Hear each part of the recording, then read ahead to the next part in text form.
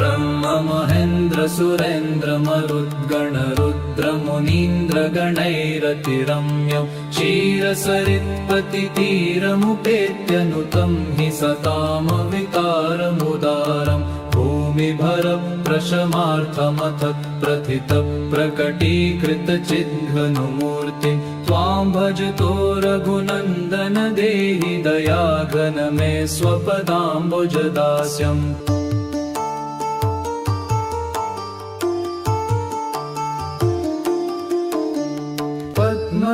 पद्मदलायतलोचन हे रघुवंश विभूषण देव दयालो निर्मल नीरद नीलतनोऽखिल लोकहृदम्बुज भासक भानु कोमलगात्र पवित्र पदाब्जरज कणपावित गौतम कान्त।